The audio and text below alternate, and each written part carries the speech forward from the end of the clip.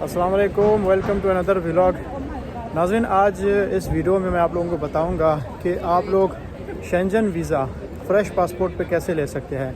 क्या ये पॉसिबल है कि फ़्रेश पासपोर्ट पे आप वीज़ा ले सकें। सबसे पहले मैं आप लोगों को ये बता दूं कि जो लोग वहाँ पे बैठ के ना यही कहते हैं कि फ़्रेश पासपोर्ट पे वीज़ा नहीं मिलती है, तो वो लोग सिर्फ़ और सिर्फ बातों तक महदूद है। उन्होंने प्रैक्टिकली काम नहीं किया है या फिर सुनी सुनाई बातों पे अमल करते हैं। मैं आज आप लोगों को ये बताता हूँ कि मैंने जब अप्लाई किया मेरा ख़ुद का भी फ़्रेश पासपोर्ट था, सिवाय दुबई का। दुबई में मैं गया था, वो भी ऐसे किसी दोस्त के इंसिस्ट पे एक चक्कर लगा के आया था मैं। बहरहाल उसको इस इंटेंशन से भी मैंने विज़िट नहीं किया था कि मेरा ट्रैवल हिस्ट्री बन जाए। और इसी तरह फ़्रेश पासपोर्ट में मैंने जब अप्लाई किया था शेंजन वीज़ा, तो मुझे मिल गया था। उसका वीज़ा मिलने की रीज़न ये नहीं है कि मेरा कोई और तरीका था, सिर्फ़ और सिर्फ ये था कि मैंने काम अच्छे से किया। काम मैंने कैसे किया, मैंने पहले भी आप लोगों को बताता आ रहा हूँ कि उस पर मैंने डॉक्यूमेंट्स सही लगाए और डॉक्यूमेंट्स के साथ साथ मैंने बैंक स्टेटमेंट थोड़ा बहुत शो कराया और उसके साथ साथ एक अपना बिज़नेस शो कराया था। बहरहाल फ़्रेश पासपोर्ट पे पाकिस्तान से कहीं लोगों ने अप्लाई किया, उनको वीज़ा मिल गया है। ये बिल्कुल भी झूठ है।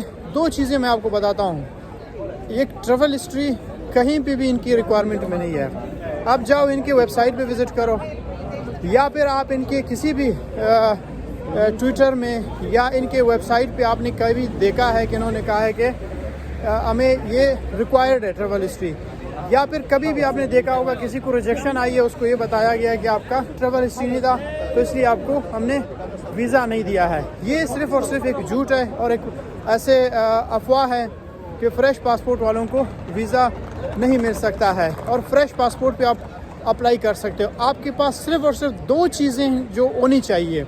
मैं कहता हूँ अगर जब तक ये दो चीज़ें आपके पास ना हो आप अप्लाई ही ना करें, और अगर आपके पास ये दो चीज़ें हैं तब जाके आप शेंजन वीज़ा के लिए अप्लाई करें।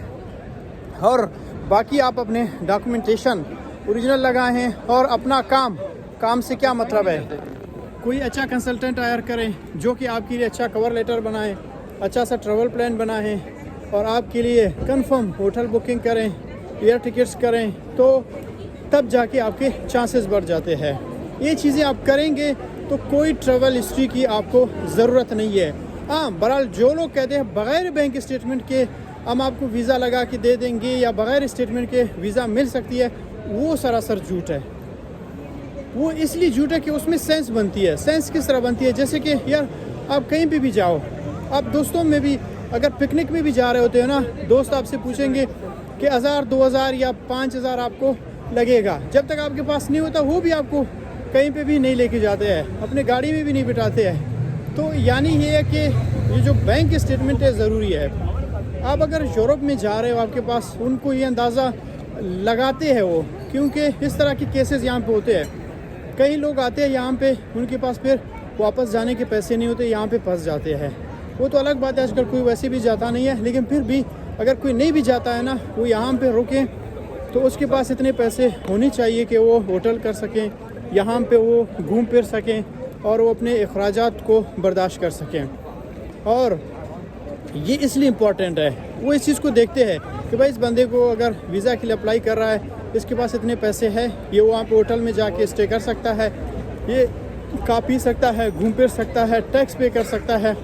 बहरहाल ये चीज़ देखी जाती है, ये कंफर्म है और गारंटी के साथ मैं कह सकता हूँ। और दूसरी बात, ये चीज़ कभी भी नहीं देखी जाती है कि आपके पास ट्रैवल हिस्ट्री है कि नहीं है। मैं आपको बता दूं कि मैंने कई ऐसे क्लाइंट्स देखे हैं, जब मेरे पास आते हैं उन कहते हैं सर हमने इतने मुल्कों की विज़िट की है, उसके बाद भी हमें रिजेक्शन आई है। मैं पूछता हूं कि भाई आपने विज़िट क्यों की है, किसने आपको बोला विज़िट करो? कहता उस कंसल्टेंट ने मुझे कहा विज़िट करो।